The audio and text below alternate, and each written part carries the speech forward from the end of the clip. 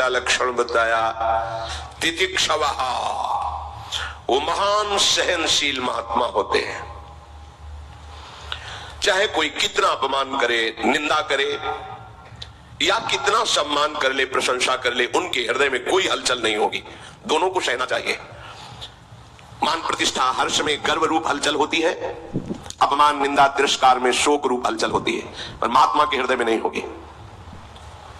जो हृदयेश्वर प्रभु के चरणारविंद के चिंतन में निरंतर रत है, तो कोई बहुत सम्मान करे तो कोई फर्क नहीं पड़ता, अपमान करे तो कोई फर्क नहीं पड़ता। जो बहुमान करे को मेरो कि बहुमानत ना ही बढ़ाई, और जो अपमान करे को केहू कि अपमान नहीं लगुताई। सेवक जी महाराज, यदि मान में हर्ष और गर्व हो रहा है, अपमान में शोक और दुख हो रहा है, तो साधक हो सकता है, अभी महात्मा नहीं हुआ, अभी वो साधु नहीं हुआ।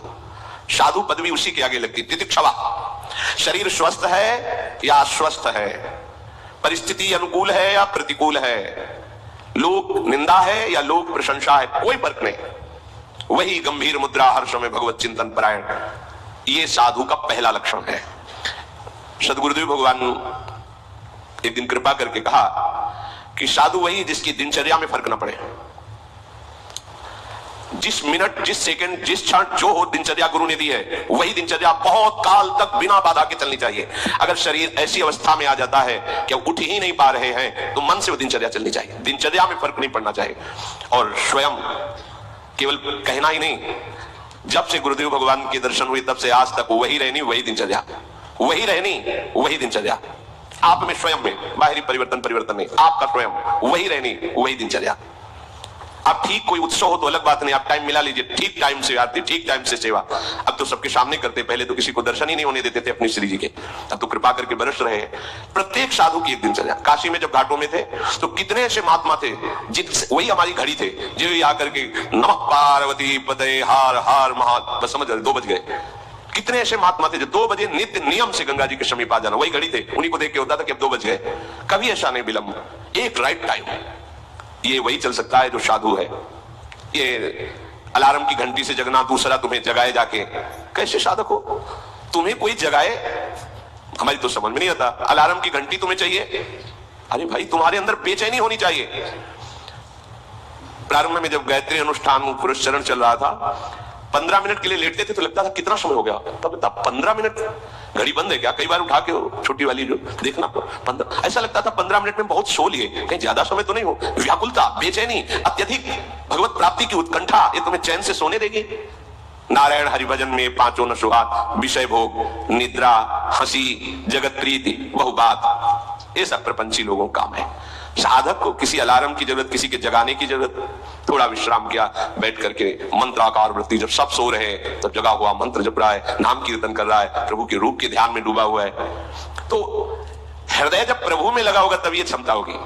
पूज्य श्री सीताराम ओंकारनाथ जी महाराज ऋषिकेश में, भाई जी बहुत बीमार थे, ऋषिकेश गए भाई जी से मिलने के लिए, तो सबने निवेदन कर दिया कि भाई जी तो अब नहीं मिल पाएंगे क्योंकि बहुत बीमार है, रजाइयां ऊपर शरीर में उड़ी, शरीर कांप रहा है, बुखार और भी कष्ट थे। तो उनका एक बार आप कह तो दीजिए जाकर के, क्योंकि ये भी महापुरुष, बड़े नाम प्रेमी अद्भुत महापुरुष सीताराम ओंकारनाथ जी महाराज, नाम के अनन्य प्रेमी, और भाई जी भी नाम के परम प्रेमी। भाई जी से बताया कि सीताराम ओंकारनाथ जी मिलना चाहते, पर हमने मना कर दिया कि आपका स्वास्थ्य, किसका स्वास्थ्य खराब, तुरंत फेंकी रह जाए, उठे चल दिए। साथ साथ टहलते हुए घंटों वार्ता, गंगा किनारे बैठकर वार्ता, फिर आए, जेवी रजाई उड़ी, फिर वैसे ही बुखार, फिर वैसे। साधु को कोई कष्ट परास्त कर दे, ऐसा कष्ट ही नहीं बना आज तक सृष्टि में, क्योंकि उनके हृदय में काल को भी शासन में लेने वाला भगवान नाम चल रहा है, इसीलिए कोई भी दुख सुख उनको परास्त नहीं कर पाता। उनको क्या, आप भी उसी नाम को हृदय में रखिए, फिर आप चमत्कार देखिए। अगर नाम चल रहा है, इसमें खुली बात है, और हृदय आश्रित है, तो कोई भी कष्ट परास्त नहीं कर सकता। भयानक से भयानक कष्टों का समय आया है, पर उस समय भी एक हृदय में ऐसा स्थान था जहां आनंद बरस रहा था। लौट के चुपचाप स्थान गुफा में बैठ जाओ, बाहर आग लगी लगने दो, हृदय आनंदित रहता। अगर आप हृदय को हृदयेश्वर प्रभु के चरणों में समर्पित नहीं किए, तो ये विकार ऐसे नहीं है कि तुम्हें बख्श दें। शरीर में जहां चोट लगी, पीड़ा हुई, मन वहीं लगेगा, मन वहीं लगा, परेशान हो गए आप। मन लगा है प्रिया प्रीतम में, शरीर सड़ रहा है, तो कोई फर्क नहीं। ऐसे साधु जो तितिक्षवः, ये केवल भगवत आश्रय से होता है, भगवत भजन से होता है, दूसरी इसमें कोई सिद्धि काम नहीं करेगी। ये सिद्धि आनी चाहिए, चाहे कोई गाली दे अपमान दे, चाहे अब जो हो, अब तो हरि चिंतन छूटने वाला नहीं। लागी लगन छूटे नहीं, जीव चोच बर जाए, मीठो कहा अंगार में जो चकोर चबाए। चकोर आग खाता है, चकोर को कपूर दे नहीं खाएगा, वो आग खाता। क्यों? उसने सुन रखा है कि भगवान शंकर चिता की भस्म लगाते हैं, और चकोर को चंद्रमा से प्यार है, और चंद्रमा तक उसकी उड़ान नहीं है, पर प्यारे को प्राप्त करना है तो कैसे प्राप्त करें? तो सोचा आग खाऊंगा, भस्म हो जाऊंगा, कभी महादेव जी कृपा करेंगे और हमारी चिता की भस्म लगा लेंगे ऐसे, तो वही मस्तक पर हम चंद्रमा विराजमान है। द्वितीया का प्रीतम से मिलन हो जाएगा। प्रीतम से मिलन की लालसा से चकोर आग खाता है, आग। वो भस्म होकर भी प्रीतम से मिलना चाहता है। वही परमार्थ का प्रतीक है जो हर कष्टों को रौंदता हुआ हरि की तरफ बढ़े।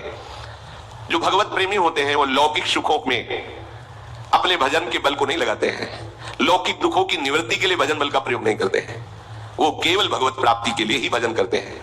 इसलिए उनमें सब कुछ सहने की सामर्थ्य होती है। सखुबाई को खंभे में बांध करके डंडे से रोज पीटता था उसका पति। सास कितना दुर्व्यवहार करती थी, लेकिन एक क्षण के लिए भी विट्ठल का चिंतन कभी नहीं रुका। एक दिन देखा कि साधु मंडली जा रही है भगवान विट्ठलनाथ जी के दर्शन करने के लिए। विचार किया कि रोज कष्ट सहती हूँ, बहुत बहुत और मार पड़ेगी, एक बार जाकर ठाकुर के दर्शन कर लेती इस मंडली के साथ। जो ही चली, किसी ने बता दिया, फिर पकड़ के पिटाई हुई, बांध दिया खंबे में, नहीं जाने दिया।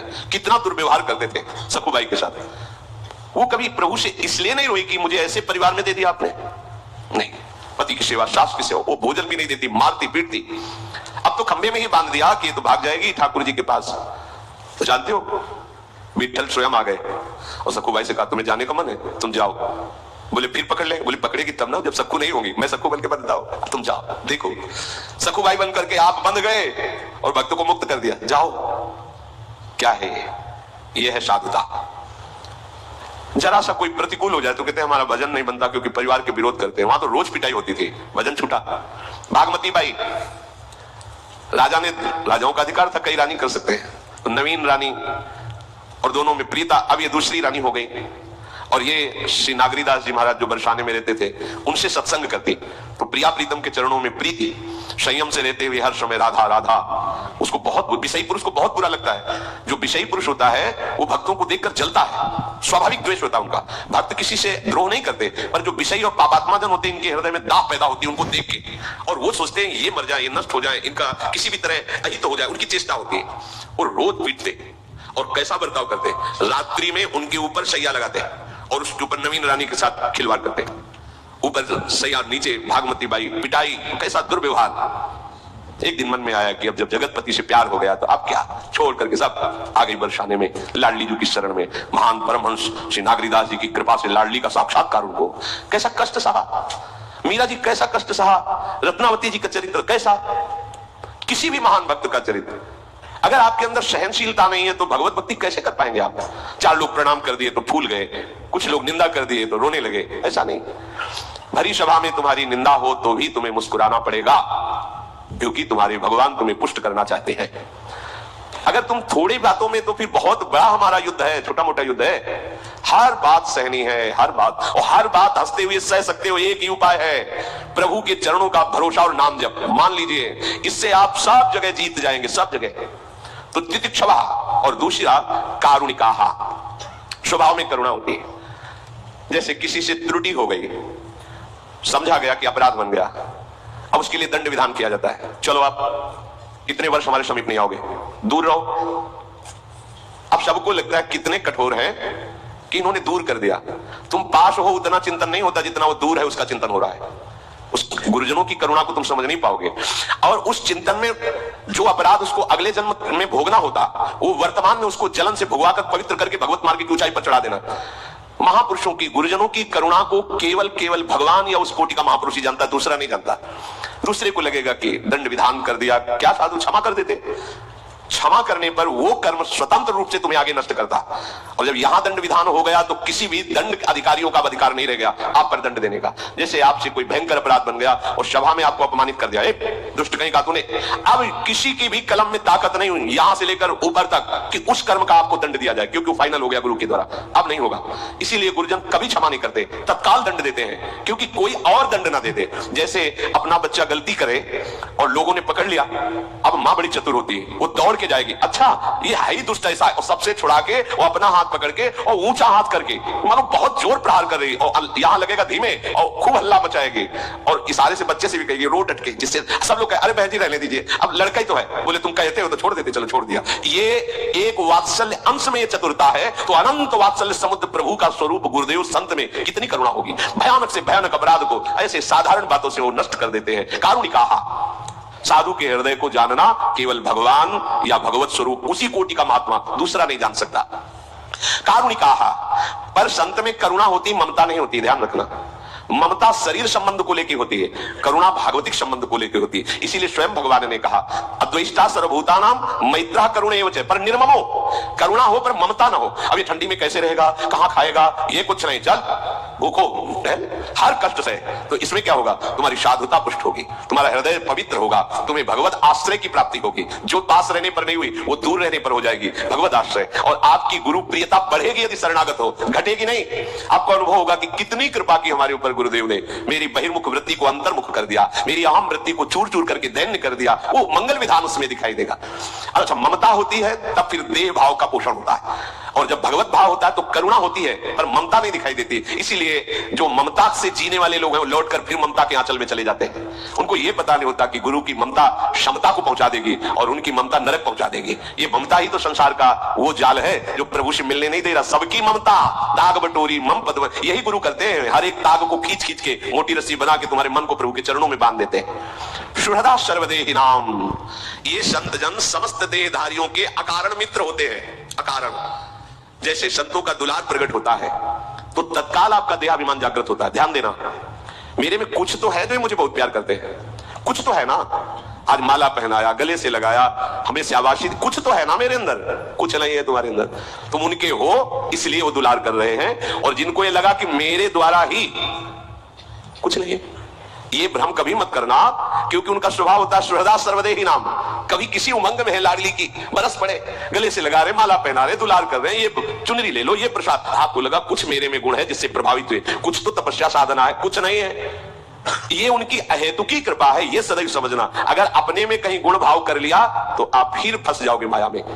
ये होता है जब हमें प्यार और दुलार मिलता है तो अंदर का दबा हुआ अहंकार उठता है कि सबको तो नहीं हुआ ना, मेरे में तो कुछ है ना, नहीं आप बहुत बढ़िया सेवा करो, भगवान की बड़ी कृपा है, आप ऐसे